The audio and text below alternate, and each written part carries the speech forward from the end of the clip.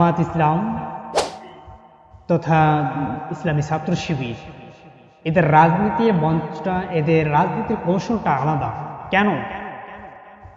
অনেকজনে বলেন যে বিএনপির নেতাকর্মীরা তো বড় বড় সমাবেশ দিচ্ছে, তাদের জনসংখ্যা হচ্ছে, জনসভা হচ্ছে, এরপরও জরিপ করে দেখা যাচ্ছে বাংলাদেশের জামাত ইসলামের নেতা কর্মীরা এদের সংখ্যা বেশি, এদের পক্ষে মানুষ সমর্থন করছে। এটি কিভাবে সম্ভব? আমি সোশ্যাল মিডিয়ার মাধ্যমে কথাটি বলে দিতে চাচ্ছি এটাই, বাংলাদেশের একজন নেতা বা কর্মী তাদের ব্যক্তিগত একটি রিপোর্ট বই আছে।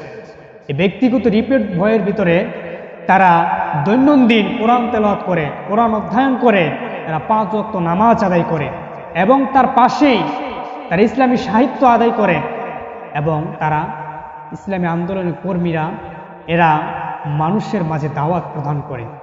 তাদের সাইটের ঘরের ভিতরে 5 জনকে দাওয়াতি তাদেরকে টার্গেট নেওয়া হয়।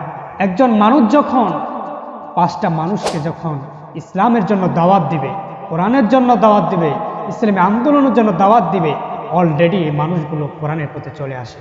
ওই 5টা মানুষের ভিতরে একটা লোকও যদি সে জামাত ইসলামের কর্মী হয়ে যায়, ওই লোকটি কিন্তু বসে থাকে না, ওই লোকটিও আরো 5 জনকে টার্গেট নেয়। অনুরূপভাবে এইভাবেই বাংলাদেশ জামাত ইসলাম তথা ইসলামী ছাত্র শিবির দিন যতই যাচ্ছে ততই বেড়ে যাচ্ছে। এটা হলো আল্লাহ তাআলার একটা কুদরত।